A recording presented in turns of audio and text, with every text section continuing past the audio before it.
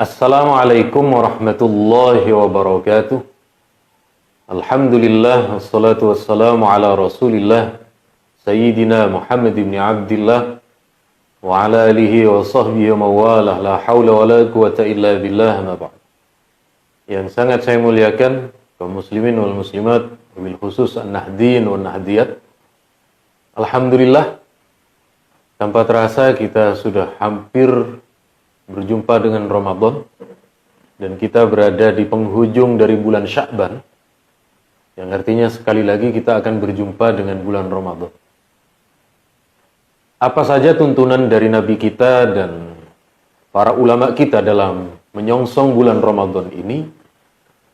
Pertama, ketentuan berkaitan dengan puasa Ramadan. Nabi bersabda, "Sumu li ru'yatih wa aftiru li ru'yatih." Berpuasalah kalian ketika sudah melihat hilal, dan akhiri puasa, yakni kita songsong Hari Raya Idul Fitri, juga ketika melihat hilal. Senin lusa, Senin esok ini tanggal 12, pemerintah kita dan juga ormas Islam seperti NU akan memantau, akan mengobservasi, akan mencari keberadaan hilal. Dan kabar dari para ahli hisab kita maupun juga ahli astronomi, ketinggian hilal antara 3 sampai 4 derajat. Artinya ada di atas 2 derajat. Imkanur ru'yah. Ada peluang besar untuk berhasil dilihat. Maka ketika biasanya para kiai kita ada yang berhasil meru'yah, apakah di Jawa Timur, di Sulawesi, di Sumatera, di Kalimantan, lalu kemudian dilaporkan ke pemerintah pusat, dalam hal ini adalah Kementerian Agama. Begitu ditetapkan, maka malam Selasa kita sudah melakukan salat tarawih. Kemudian besoknya, hari Selasa, kita sudah mulai berpuasa. Jadi, sekali lagi ini terkait dengan masalah ru'yah. Tetapi boleh jadi kemungkinan, kalau ru'yah itu gagal, kelanjutan hadis Imam Bukhari dan Imam Muslim tadi, فَإِنْ غُمِّ عَلَيْكُمْ فَأَكْمِلُوا عِدَّةَ شَعْبَانَ 30 يَوْمًا. Kalau andaikan ketika ru'yah gagal, boleh jadi karena tertutup awan, boleh jadi karena memang cuaca tidak mendukung, dan tidak ada yang berhasil, maka kita sempurnakan Sya'ban menjadi 30 hari. Sehingga puasanya jatuh pada hari Rabu. Tapi sekali lagi peluang terbesarnya tetap insya Allah pada hari Selasa. Dan andaikan kemudian kita jatuh, ataupun pemerintah kita memutuskan puasa itu Rabu, sementara di negara Muslim yang lainnya hari Selasa misalnya, kita tetap mengambil acuan di negara kita. Sebab dalam riwayat Imam Muslim, beliau meriwayatkan bagaimana dahulu Ibnu Abbas, ketika beliau menerima kabar bahwa di negeri Syam, sahabat Muawiyah memutuskan puasanya hari Jumat. Karena di malam Jumat di negeri Syam terlihat. Sementara di Madinah tidak terlihat. Maka sahabat Ibnu Abbas, beliau puasanya hari Sabtu. Setelah ditanya mengapa tidak mengikuti ru'yahnya di negeri Syam, beliau menjawab, "Hakadha amarona Rasulullah." Seperti inilah Rasulullah memerintahkan kami. Yakni menurut Imam At-Tirmidzi, masing-masing negara disitulah mereka meru'yah sendiri, mereka memutuskan sendiri, sehingga di keputusan kita, di sebagian mazhab Syafi'i, mayoritas bahkan, ini tidak memberlakukan ru'yah internasional, tetapi sesuai dengan batas teritorial negara masing-masing.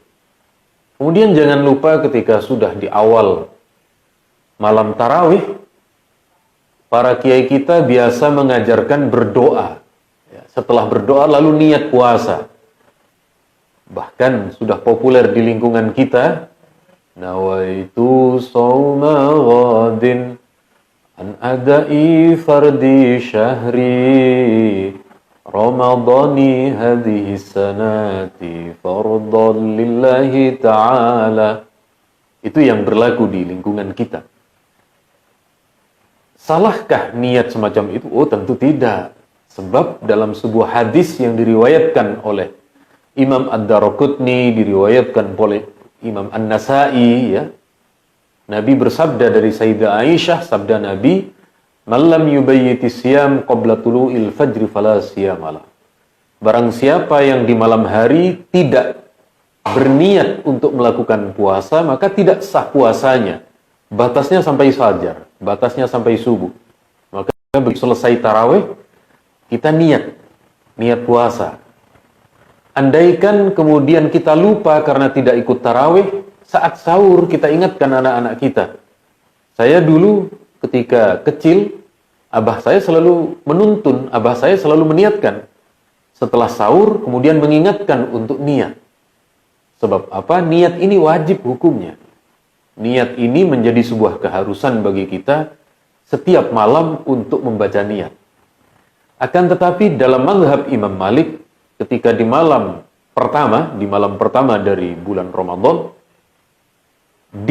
boleh diniatkan Ramadan secara keseluruhan. Jadi ditambahi kullihi. Ya, jadi an adai fardi Ramadhani hadhihi sanah kullihi misalnya. Kalau kita di awal itu mengucapkan kullihi, ya Allah, saya niat malam ini untuk keseluruhan Ramadan.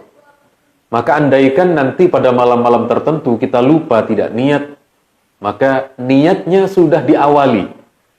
Bahasa orang sekarang, niatnya sudah di DP, sudah ada di awal, sudah ada pembukanya dulu di awal. Jadi di dalam kitab I'anatut Thalibin, kita diperbolehkan mengikuti pendapat ini. Kata orang Jawa, jagan-jagan. Ya, jagan-jagan mungkin suatu saat kita lupa. Atau bahasa Indonesianya kita mewanti-wanti, mengantisipasi. Kalau ternyata di salah satu malam mungkin ada yang lupa, karena di antara kita memang memiliki sifat pelupa. Kaum muslimin wal muslimat, wa nahdin wa nahdiyat, itu sekelumit beberapa hal terkait bagaimana kita menyongsong Ramadan dan apa yang akan kita lakukan di malam pertama dari bulan Ramadan. Tentu sholat tarawih, ya, dan sholat tarawih sudah banyak dijelaskan oleh para ustadz dan para kiai kita. Saya hanya menjelaskan beberapa hal yang mungkin kira-kira kurang populer, seperti dalil tentang niat dan lain sebagainya. Dari saya cukup sekian. Semoga ada guna manfaatnya, tidak terlalu panjang. Yang penting mengena. Yang penting tuntas satu bahasan. Kalau terlalu panjang, eman kuotanya. Terima kasih. Cukup sekian. Wassalamualaikum warahmatullahi wabarakatuh.